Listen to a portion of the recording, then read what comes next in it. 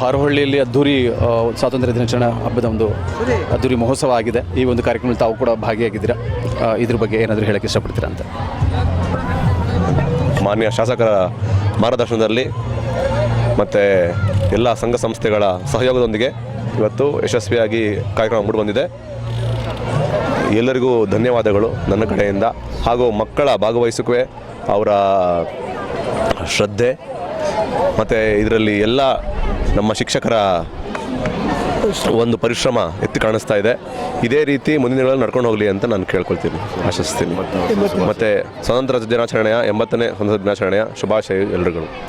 ಧನ್ಯವಾದಗಳು.